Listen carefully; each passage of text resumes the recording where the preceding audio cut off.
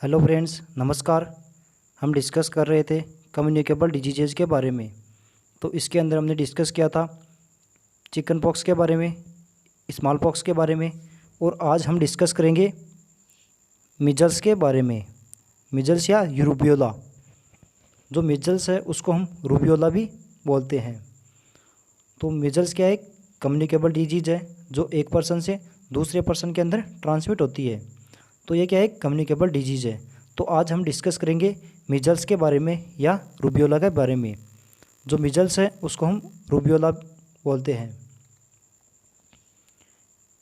It is a epidemic disease. जो measles है वो क्या है? एक एपिडेमिक डिजीज़ है। It is a respiratory communicable disease. जो मिजल्स है वो क्या है? एक रेस्पायरेटरी कम्युनिकेबल डिजीज़ है जो मेनली रेस्पायरेटरी सिस्टम से अफेक्ट होती है। It is a viral borne disease. जो मिजल्स है वो क्या है? एक वायरल बोर्न डिजीज़ है जो वायरस के द्वारा ट्रांसमिट होती है।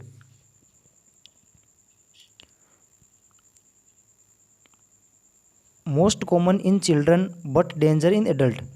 जो मिजल्स है वो मोस्टली चिल्ड्रंस के अंदर होती है, लेकिन ये एडल्ट्स के अंदर डेंजर होती है।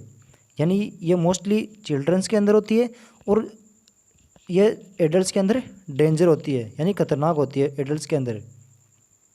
और जो ये मिजल्स है उसको हम 10th डे फीवर के नाम से भी जानते हैं। 10th day measles. जो मिजल्स है उसको हम 10th डे मिजल्स के नाम से भी जानते हैं। और ये मेनली रेस्पायरेटरी सिस्टम को अफेक्ट करती है। ये चिल्ड्रन में मोस्ट कॉमन होती है, लेकिन एडल्ट्स में डेंजर होती है। ये मेनली ह्यूमन को अफेक्ट करती है और जो एनिमल्स है उनमें ये अफेक्ट नहीं करती है। ये क्या है? एक वायरल बोर्न डिजीज़ है जो मेनली वायरस के द्वारा फैलती है। अब नेक्स्ट बात करेंगे इसके एपिडेमोलॉजिकल ट्राइड की। तो इसके अंदर जो एपिडेमोलॉजिकल ट्राइड है उसके अंदर 3 कंपोनेंट आते हैं। एजेंट, सेकंड आता है होस्ट और थर्ड आता है इन्वायरमेंट। तो इसके अंदर फर्स्ट बात करते हैं एजेंट की। जो स्मॉल पॉक्स है उसका जो कॉजेटिव एजेंट है वो होता है आरएनए पैरामिक्सोवायरस। जो मिजल्स है वो आरएनए पैरामिक्सोवायरस के द्वारा अफेक्ट होती है। जो इसका कॉजेटिव एजेंट है वो होता है आरएनए पैरामिक्सोवायरस। नेक्स्ट है host. In developing country below 5 year. जो डेवलपिंग कंट्री है उसके अंदर 5 ईयर से बिलो के चिल्ड्रन में मेनली अफेक्ट करती है। नेक्स्ट है इन्वायरमेंट। Over crowding. जो ओवर क्राउडिंग इन्वायरमेंट है उसमें ये जो मिजल्स है ये मेनली अफेक्ट करती है। अब नेक्स्ट बात करेंगे इसके कॉजेटिव एजेंट की। Measles is caused by RNA paramyxovirus. जो मिजल्स है वो मेनली आरएनए पैरामिक्सोवायरस के द्वारा अफेक्ट कॉज होती है या इसका पॉजिटिव एजेंट होता है। जो आरएनए पैरामिक्सोवायरस है ये मेनली मिजल्स कॉज करता है। It is present in secretion of nose, throat and respiratory tract of case of measles. जो ये आरएनए पैरामिक्सोवायरस है ये मेनली नोज के सिक्रेशन में, थ्रोट के सिक्रेशन में और रेस्पिरेटरी ट्रैक्ट में प्रेजेंट रहता है। जो मिजल्स है उसके अंदर ये रेस्पिरेटरी ट्रैक्ट में, थ्रोट सिक्रेशन और नोज सिक्रेशन में यह प्रेजेंट रहता है। नेक्स्ट बात करके इसके होस्ट की। In developing countries because of poor environmental condition measles occur in infancy and childhood 3 months to 3 years। जो डेवलपिंग कंट्री है उसके अंदर पुअर इन्वायरमेंटल कंडीशन के कारण जो मिजल्स है वो इन्फेंसी और चाइल्डहुड में देखने को मिलती है। यानी 3 मंथ से 3 साल तक के चिल्ड्रंस में ये देखने को मिलती है इन डेवलपिंग कंट्रीज़ के अंदर। नेक्स्ट है in developed countries over 5 years of age. जो डेवलप्ड कंट्री है उनके अंदर 5 साल से ज़्यादा के चिल्ड्रंस है उनमें ये ज़्यादा देखने को मिलती है।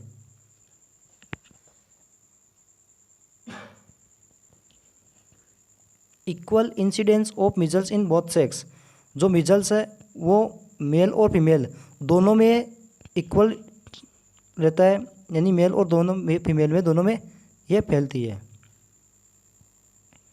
नेक्स्ट बात करते हैं इसके इन्वायरमेंट की। It is occur in winter season because people over crowded, ये मेनली विंटर सीजन में अफेक्ट करती है क्योंकि पीपुल्स आर ओवर क्राउडेड, जो पीपुल्स है वो एक जगह इकट्ठे होते हैं, उसके कारण ये क्या होती है एक पर्सन से दूसरे पर्सन में ट्रांसमिट होती है। लो सोशियो इकोनॉमिक कंडीशन, जो लो सोशियो इकोनॉमिक कंडीशन है उसकी वजह से भी मिजल्स कॉज करती है, क्योंकि जो पर्सन है वो जिनका सोशियो इकोनॉमिक कंडीशन वो क्या है लो है, जिसके कारण वो क्या है या तो प्रॉपर रूप से ना तो न्यूट्रिशन ले पाते हैं और ना ही वो ट्रीटमेंट ले पाते हैं, जिसके कारण वो डिजीज से अफेक्ट होते हैं। नेक्स्ट बात करेंगे इसके इनक्यूबेशन पीरियड की, यानी जो इनक्यूबेशन पीरियड है उसको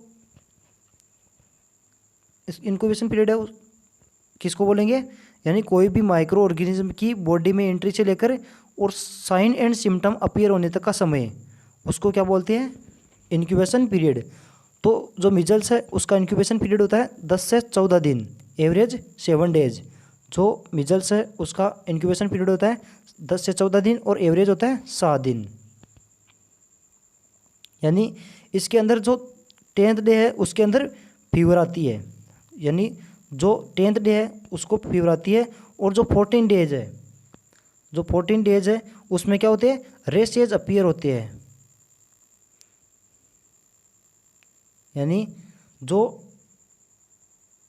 मिजल्स है उसके अंदर 10th डे के अंदर फीवर आएगी, और जो 14 डेज है उस दिन पर क्या होगा रेशेज अपीयर होंगे।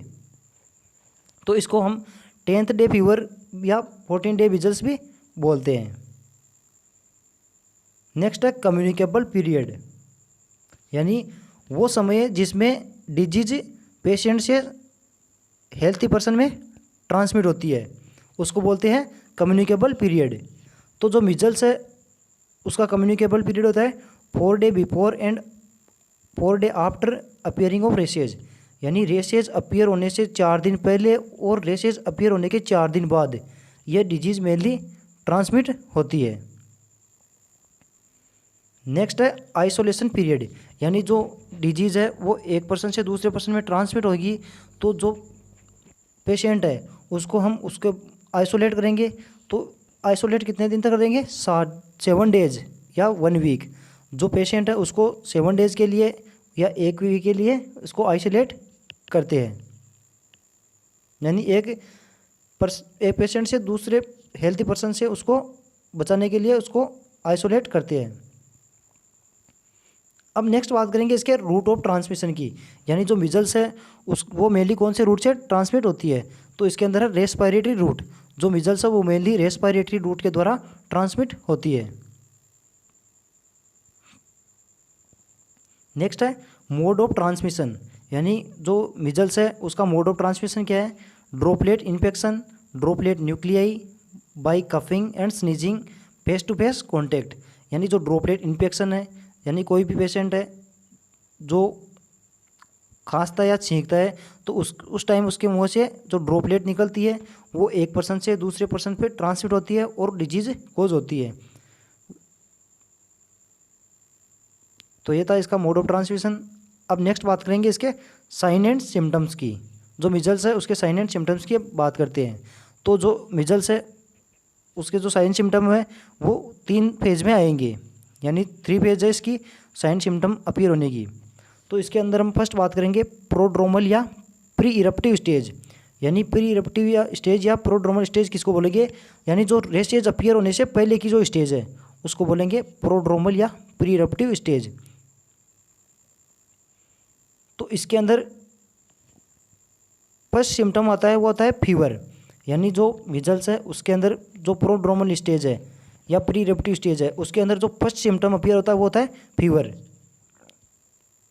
कोराइजा, स्नीजिंग, यानी उसको पेशेंट को छींके आएगी यानी जो वायरस है वो मेनली रेस्पिरेटरी रूट के द्वारा ट्रांसमिट होता है। नेजल डिस्चार्ज यानी फ्लू लाइक सिम्टम आएगा उसको। फैटिग पेशेंट है उसको थकान फील होगी। रेडनेस ऑफ आई, जो आई है वो रेडनेस होगी। लेक्रीमेशन, लेक्रीमेशन का मीन्स होता है एक्सेसिव टीयरिंग, यानी जो पेशेंट है उसके ज़्यादा आंसू आएंगे यानी एक्सेसिव टीयरिंग आएंगे। फोटोफोबिया यानी पेशेंट को पानी से पेशेंट को डर लगेगा। फोटोफोबिया ये सिम्टम प्री इरप्टिव स्टेज के अंदर अपीयर होती है। नेक्स्ट बात करते हैं स्पेशल सिम्टम की, जो जिनको बोलते हैं हम 3C। जो स्पेशल सिम्टम है उसको हम 3C के नाम से भी जानते हैं। तो इसके अंदर फर्स्ट है कफिंग, सेकंड है कंजक्टिवाइटिस और थर्ड है कोराइजा। कोराइजा क्या होता है? Inflammation of respiratory mucous membrane. जो रेस्पिरेटरी म्यूकस मेम्ब्रेन है उसका इन्फ्लामेशन होता है तो उसको बोलते हैं कोराइजा। तो इसके स्पेशल सिम्टम है कफिंग, कंजक्टिवाइटिस और कोराइजा। ये क्या है? इसके स्पेशल सिम्टम है जिसको हम 3C के नाम से जानते हैं, यानी कफिंग, कंजक्टिवाइटिस और कोराइजा। कोराइजा क्या होता है? जो रेस्पिरेटरी म्यूकस मेम्ब्रेन है उसका इन्फ्लामेशन होना, वो क्या कहलाता है? कोराइजा। नेक्स्ट बात करते हैं इसके कन्फर्मेटिव साइन की या सिम्टम ऑफ मिजल्स। जो कन्फर्मेटिव साइन सिम्टम है मिजल्स के वो क्या है? उसके अंदर है कोप्लिक स्पॉट। ये मेनली साइन होता है कन्फर्मेटिव साइन मिजल्स का। Small red spot white blue centre on oral mucosa which is a diagnostic sign of measles और रूबेला बिफोर रेसेज अपीयर। जो मिजल्स है उसमें छोटे लाल स्पॉट जो ओरल म्यूकोजा पर ब्लू सेंटर को रेसेज, ब्लू सेंटर पे रेसेज दिखाई देते हैं। जो रेसेज दिखाई देने से पहले मिजल्स या रूबियोला का डायग्नोस्टिक साइन है। यानी जो स्मॉल रेड स्पॉट है जो ओरल म्यूकोजा पर ब्लू सेंटर पे जो रेसेज दिखाई देते हैं वो मिजल्स या रूबियोला का डायग्नोस्टिक साइन है। तो ये क्या है? कोप्लिक स्पॉट, ये कन्फर्मेटिव साइन है मिजल्स का। सेकंड बात करते हैं, जो सेकंड स्टेज है वो है इरप्टिव स्टेज। यानी इस स्टेज के अंदर क्या होते हैं? रेसेज अपीयर होते हैं। Rashes start to appear. जो इरप्टिव स्टेज है उसके अंदर जो रेसेज है वो स्टार्ट हो जाते हैं अपीयर होने के लिए। मैकुलोपेपुलर रेसेज आर अपीयर। जो मैकुलोपेपुलर रेसेज है वो इसके अंदर अपीयर होते हैं। First races appear behind the year. जो मिजल्स है उसके अंदर जो रेसेज अपीयर होते हैं वो होते हैं बिहाइंड द ईयर, यानी ईयर के बिहाइंड जो रेसेज है वो अपीयर होते हैं। यानी जो मिजल्स है उसके अंदर जो रेसेज है वो फर्स्ट अपीयर होते हैं, वो मेनली अपीयर होते हैं बिहाइंड द ईयर, यानी ईयर के पीछे फर्स्ट रेसेज अपीयर होते हैं मिजल्स के अंदर।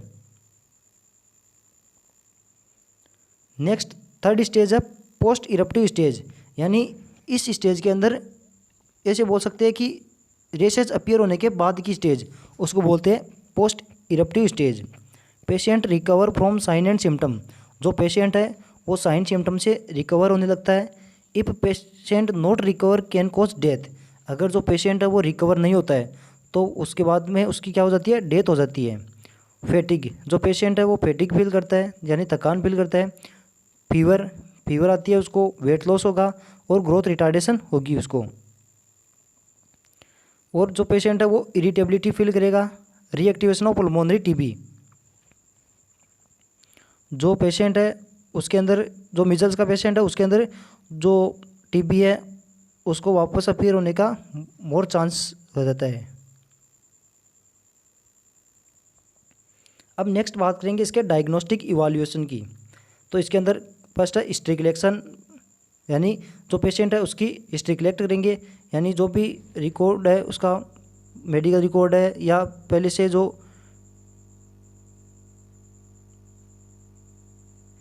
उसकी हिस्ट्री है, पेशेंट की जो फैमिली हिस्ट्री है वो कलेक्ट करेंगे। सेकेंड है फिजिकल एग्जामिनेशन। जो पेशेंट है उसकी हेड टू टो एग्जामिनेशन करेंगे या उसमें देखेंगे कि उसके पेशेंट के अंदर कोपलिक स्पॉट प्रेजेंट है या नहीं है, कौन कौन से साइन सिम्टम उसके अंदर आ रहे हैं। नेक्स्ट है ब्लड एग्जामिनेशन, जो पेशेंट है उसकी ब्लड एग्जामिनेशन करेंगे एंटीबॉडी अगेंस्ट मिजल वायरस, और जो मिजल्स वायरस है उसके अगेंस्ट में एंटीबॉडी को टेस्ट करेंगे। नेक्स्ट बात करते हैं इसके प्रिवेंशन एंड ट्रीटमेंट की। जो मिजल्स है उसका जो प्रिवेंशन एंड ट्रीटमेंट क्या है तो उसके बारे में हम डिस्कस करते हैं। फर्स्ट है मिजल्स वैक्सीन। जो मिजल्स है उसके अंदर जो वैक्सीन है वो दी जाती है मिजल्स वैक्सीन। तो ये क्या है, एक लाइव वैक्सीन है। जो मिजल्स वैक्सीन है वो क्या है, एक लाइव अटेन्यूएटेड वैक्सीन है, प्रोवाइड लाइफ लॉन्ग इम्यूनिटी। जो मिजल्स वैक्सीन है वो लाइफ लॉन्ग इम्यूनिटी प्रोवाइड करती है। नेक्स्ट इसके अंदर रूट, जो मिजल्स है उसका रूट होता है सबक्यूटेनियस रूट। जो मिजल्स है उसका जो मेनली रूट होता है वो होता है subcutaneous route. Also given IM if age less than 1 year. अगर इसको IM भी दे सकते हैं 1 साल से कम हो तो। नेक्स्ट है अमाउंट 0.5 ml। जो मिजल्स वैक्सीन है उसका अमाउंट होता है 0.5 ml। Age 9 month. जो मिजल्स की वैक्सीन है वो 9th मंथ पे दी जाती है। नेक्स्ट है डाइल्यूट या रिकॉन्स्टिट्यूट इन डिस्टल वाटर। जो मिजल्स की वैक्सीन है उसको डाइल्यूट या रिकॉन्स्टिट्यूट यानी डिस्टल वाटर के अंदर इसको डाइल्यूट किया जाता है। After reconstitute use with in 4 hour. अगर जो वैक्सीन है उसको डाइल्यूट कर लिया तो उसको डाइल्यूट करने के बाद उसको 4 आवर के अंदर 4 घंटे के अंदर उसको यूज में लेना है। अगर 4 घंटे में यूज़ नहीं लिया तो वो वैक्सीन को डिस्कार्ड कर देना चाहिए, क्योंकि बाद में वो ख़राब हो जाती है। Measles vaccine can be combined with MMR mumps and rubeola to have MMR vaccine. जो मिजल्स की वैक्सीन है वो MMR वैक्सीन से कंबाइंड होती है, यानी MMR को मीन्स है यानी मिजल्स, मम्स और रूबेला, ये तीनों इसके अंदर कंबाइंड होती है। नेक्स्ट बात करते हैं इसमें इम्यूनोग्लोबुलिन्स की। जो मिजल्स है उसके अंदर हम इम्यूनोग्लोबुलिन्स प्रोवाइड करते हैं। It should be administered with 2 to 3 days exposure, यानी इसको 2 to 3 days एक्सपोजर के में इसको एडमिनिस्टर किया जाता है। यानी जो इम्यूनोग्लोबुलिन है उसको एडमिनिस्टर करना है 2 to 3 days में एक्सपोजर के बाद। इम्यूनोग्लोबुलिन 0.25 ml पर kg बॉडी वेट। जो इम्यूनोग्लोबुलिन है वो 0.25 ml पर kg बॉडी वेट प्रोवाइड करवानी है। Root intravenous. जो इम्यूनोग्लोबुलिन है वो IV रूट से इंसर्ट करते हैं। नेक्स्ट है isolation. Isolated for 7 days after the onset of rashes. यानी जो पेशेंट है उसको आइसोलेट रखना है 7 दिन बाद, यानी जो रेशेज अपीयर होने के 7 दिन बाद में उसको आइसोलेट रखना है, जिससे कोई भी जो हेल्थी पर्सन है वो अफेक्ट नहीं हो। नेक्स्ट है early diagnosis. The case of measles should be identified as early as possible through sign and symptom. जो मिजल्स का जो पेशेंट है या जो मिजल्स का जो केस है उसको आइडेंटिफाई करना है उसके साइन एंड सिम्टम से, जितना जल्दी हो सके उसको आइडेंटिफाई करना है और उसका ट्रीटमेंट स्टार्ट करना है। नेक्स्ट बात करते हैं इसकी कॉम्प्लिकेशन की। जो मिजल्स है उसकी क्या क्या कॉम्प्लिकेशन होती है, यानी अगर जो मिजल्स है उसको अगर ट्रीट नहीं हुआ तो आगे उसके क्या क्या कॉम्प्लिकेशन होती है। तो उसके अंदर फर्स्ट है न्यूमोनिया। अगर मिजल्स ट्रीट नहीं हुआ तो वो क्या करता है, न्यूमोनिया कॉज होता है। Most serious complication of measles. जो मिजल्स है उसकी जो मोस्ट सीरियस कॉम्प्लिकेशन है वो है मेनिंजो एन्सेफेलाइटिस। जो ब्रेन है उसकी जो मेनिंजियल लेयर है उसका क्या होता है, एन्सेफेलाइटिस यानी इन्फ्लामेशन हो जाता है। ओटाइटिस मीडिया यानी मिडल ईयर है उसका इन्फेक्शन हो जाता है। मिजल्स एसोसिएटेड डायरिया, जो मिजल एसोसिएटेड डायरिया हो जाता है। कंजक्टिवाइटिस होता है, क्रूप होता है। तो ये था आज का हमारा टॉपिक मिजल्स। तो इसके अंदर हमने डिस्कस किया था इसके इंट्रोडक्शन की, इसके मोड ऑफ ट्रांसमिशन की, इसके ट्रांसमिशन की, रूट ऑफ ट्रांसमिशन की, इसके इंक्यूबेशन पीरियड की, इसके साइन एंड सिम्टम की, इसके डायग्नोस्टिक इवैल्यूएशन की और इसके मैनेजमेंट की।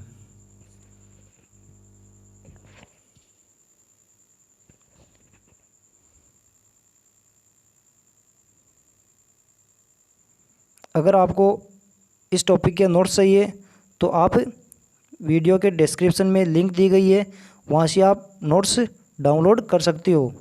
यानी जो वीडियो है उसकी डिस्क्रिप्शन में लिंक दी हुई है, वहाँ से आप PDF डाउनलोड कर सकते हो। Thank you.